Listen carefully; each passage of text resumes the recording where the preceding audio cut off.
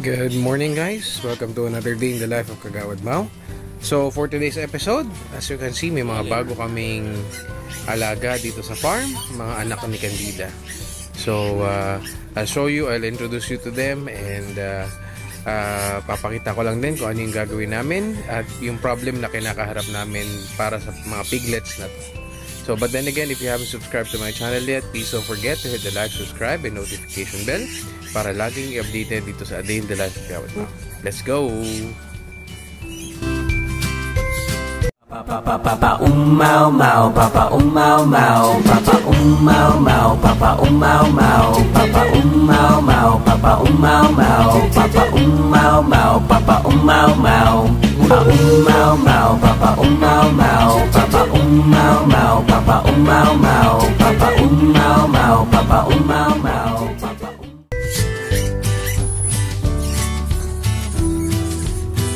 Since birth nila, hindi sila pinapapadede ni Candida. So unfortunately, ayan, bottle feed kami nila papa, at ang frequency nito is once every 30 minutes. So 6 pa sila, imbes na libre na din sana yung milk, which is natural, kaya lang ayaw nga magpadede, kailangan natin bumili ng foster milk. So ayan, kita nyo dyan, nagpapadede kami one by one man mga panahon yan.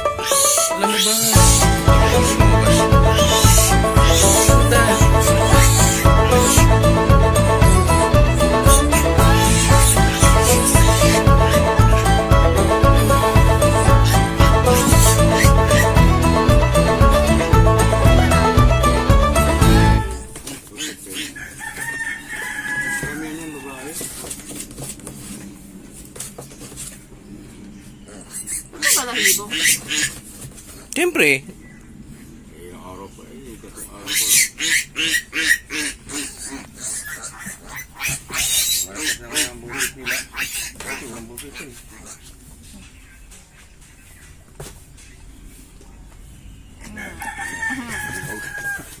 Ayun na naman siya. Uy.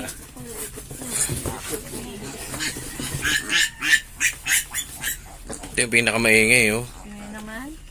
Ako yan. Arin din siya. Sa liig mo. Ayun na. Dati yung bunganga niya doon sa piti.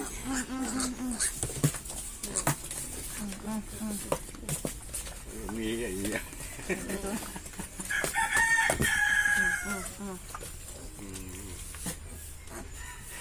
Ganda na naman. Kinuha.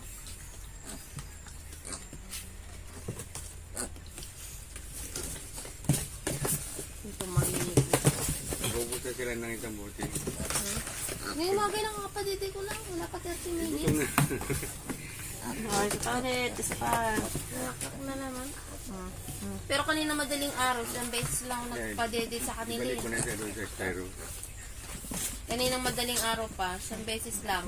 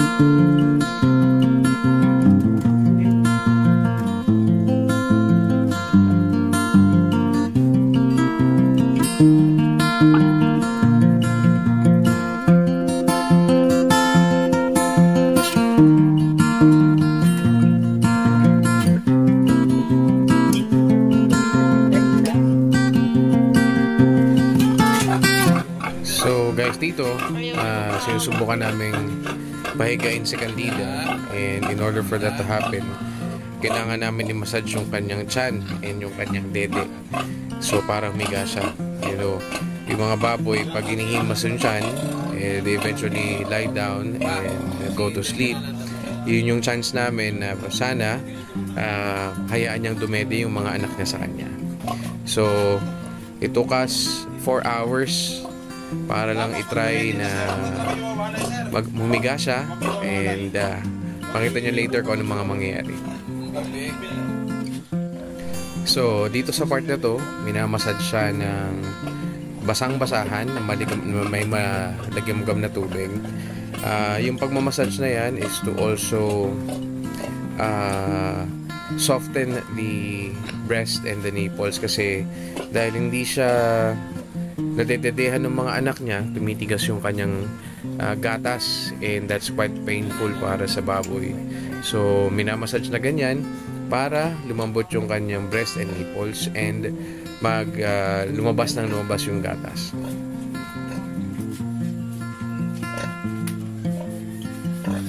So, as you can see, niyalabanan talaga ni Candida na humiga. Nung hindi pa yan buntis, yung mga ibang baboy namin dati, konting himas lang, higa agad. Unlike itong si Candida, kahit pinapakita na namin yung mga piglets niya, nilalabanan talaga niya na mahiga. Nilalabanan niya, nakasandal dito sa...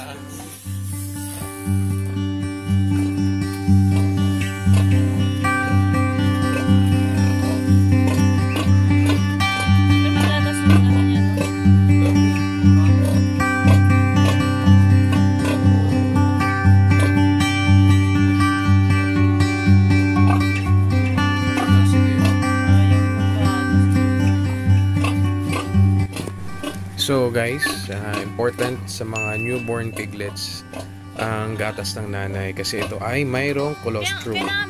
Yung newborn piglets are born with little to no antibodies. So makukuha nila to sa nanay nila sa colostrum, which is vitamins and minerals kasama sa gatas nila. So in this case, kaya talaga namin pinipilit, kasi yung mga anak niya ay kailangan kumain galing sa kanya para makuha yung colostrum, para may panlaban sa sakit and maging malakas yung mga pig niya. So, kalahati na yung video. As you can see, hindi pa rin humihiga.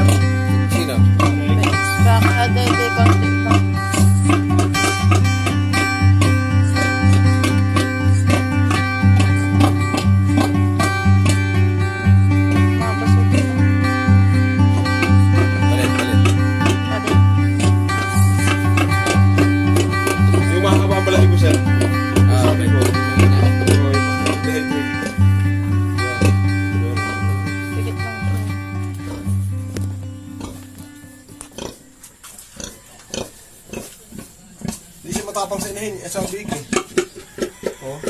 Amoy-amoy niya eh. Bakit nakikiliti lang? Hindi siya matapang sa big eh. Kasi matapang sa big.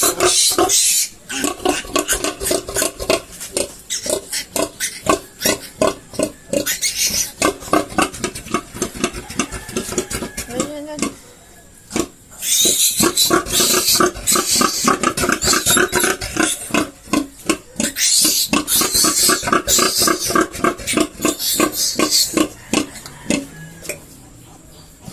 Natutuyo ang katawan ang ano nito. Oh.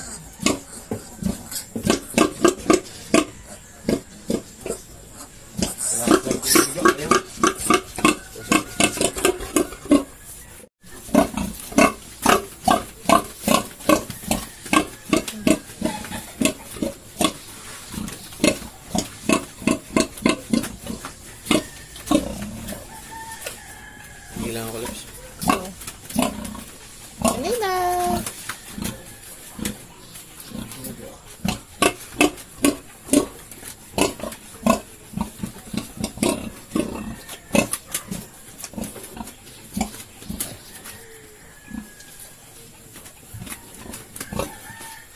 Kanina.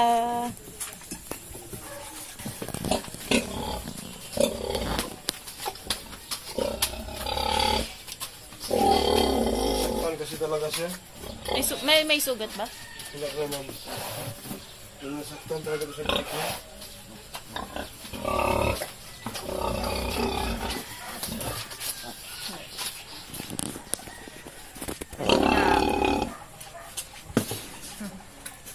Ayaw pa rin.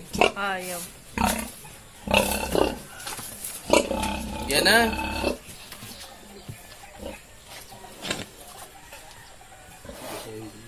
Naambon. Tapos yung mga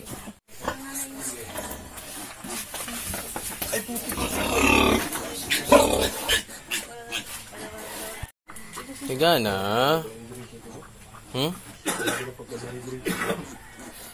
Kita mo na yung ribs eh, no? Masyado asin. Delikado din makawala yan. Ay, ubus talaga yung Texas ko.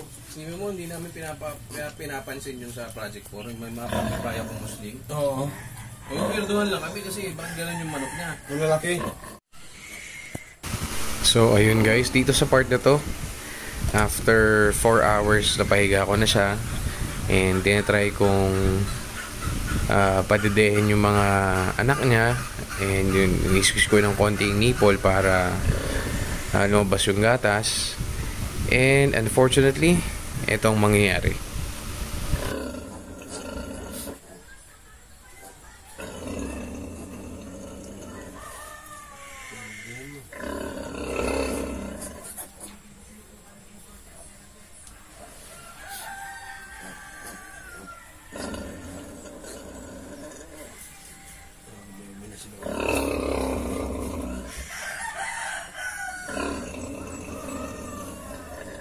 Parang papatayin sa ulo, Lods.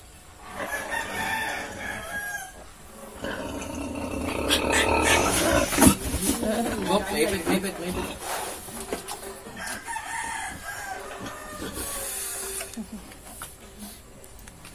Kanina. Bye. Parang tanawan itong biig na ito. Kaya pa ito yata pinag- Breast pump. Kung wala nabibili yun, 85 lang sa plastic. Ilang buwan na?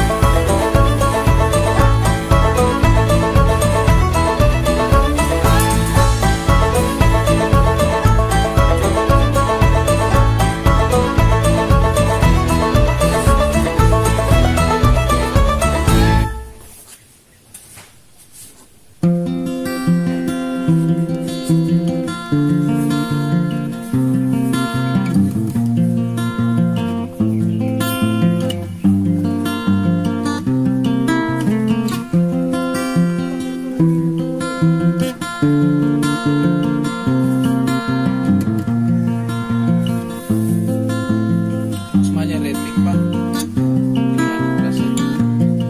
Yung Jeeptran 260 lang. So, ayun lang guys for today. Thank you so much for watching. After hours and hours of trying na magpadede si Candida, unfortunately ayaw. So, Tosino siya. Tosino siya.